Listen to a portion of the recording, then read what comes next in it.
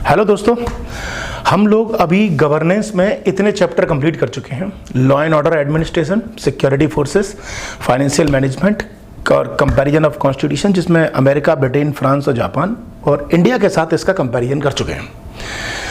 अब मैं आपके सामने अब इन इतने सारे क्वेश्चंस की प्रैक्टिस कर लेते हैं अपन।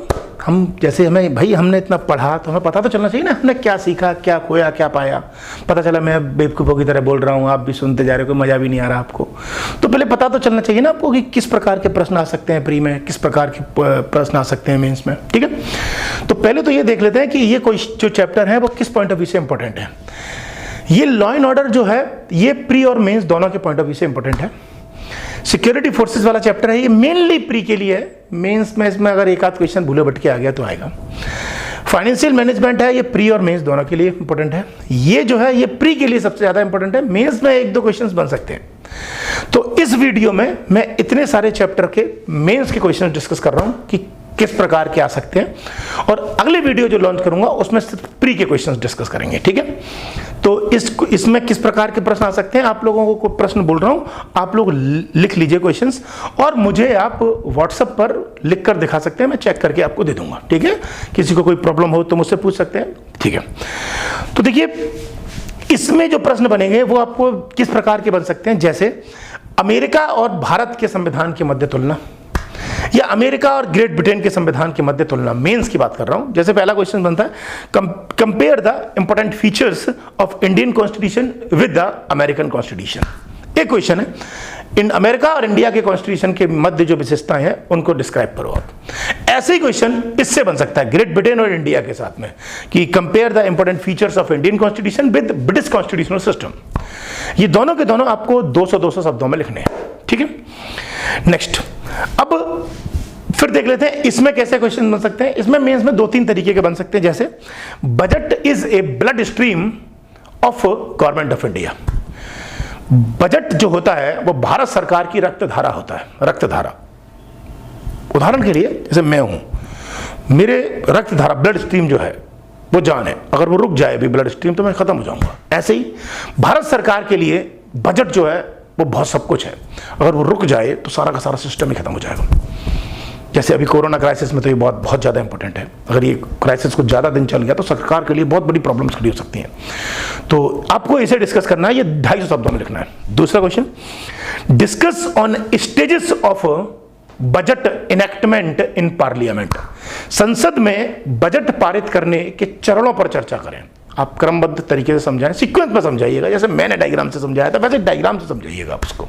ये आपको 250 वर्ड्स में लिखना है। Next, parliamentary control over budget enactment is more theoretical than practical. Budget पारित होने पर संसद का नियंत्रण जितना अधिक सैद्धांतिक है, व्यवहारिक उतना नहीं है। मतलब जितना देखने में अच्छा लगता है उतना रियल में नहीं है। कमेंट टिप्पणी करें, आपको बताना पड़ेगा कि क्यों अच्छा नहीं है ये। ठीक है जी, मतलब हम जो पढ़ा रहे हैं, मतलब मैं बताया कि इतने तरीके होते हैं, वो मैं बता रहा हूँ कि इसका क्वेश्चन का मतलब है कि हाँ ये सिर्फ देखने में अच्छा है, रियल में ऐसा कुछ नहीं होता। मैंने उसने समझाया था आपको। ठीक है, ये आपको 200 शब्दों में भी लिखना है और 250 में भी, जिसमें भी लिख सकें, दोनों तरीके से आ सकता है ये। ठीक है, ये हो गया इसका, मैंने इससे बता दिया। सिक्योरिटी फोर्सेज में जनरली क्वेश्चन जो बनते हैं वो 1-2 टाइप का बन सकता है। जैसे पहला, discuss the major challenges of internal security faced by India in present scenario. वर्तमान समय में भारत सरकार द्वारा या भारत द्वारा आंतरिक सुरक्षा के सामने कौन कौन सी चुनौतियां प्रस्तुत हैं, या आज तक कौन कौन सी चुनौतियां भारत सरकार ने झेली हैं, आपको यह समझाना है। दूसरा question, discuss the differences between central armed police forces and central paramilitary forces. आपको बताना है कि सेंट्रल आर्म्ड पुलिस फोर्सेस जो 8 थी और सेंट्रल पैरामिलिट्री फोर्सेस जो 2 थी, उन दोनों में अंतर क्या क्या है, और क्यों उसे सेंट्रल आर्म्ड पुलिस फोर्सेस कहते हैं और क्यों उसे सेंट्रल पैरामिलिट्री फोर्सेस कहते हैं। 150 शब्दों में। ठीक है, ये इसके क्वेश्चंस हो गए लॉ एंड ऑर्डर में। जनरली इसमें 1-2 बनते हैं। पहला, describe the functions of police department under general police system.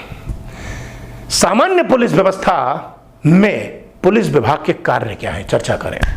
कमिश्नरी पुलिस सिस्टम नहीं, सामान्य पुलिस व्यवस्था में पुलिस विभाग के कार्य हैं। तो पहले आपको बताना पड़ेगा कि पुलिस विभाग कैसे काम करता है, स्ट्रक्चर क्या होता है और काम क्या करता है। ठीक है, नेक्स्ट दूसरा question, commissioner of police is a multi dimensional body in commissionerate police system. कमिश्नरी पुलिस व्यवस्था में पुलिस कमिश्नर एक बहुआयामी भूमिकाओं का निर्वहन करता है।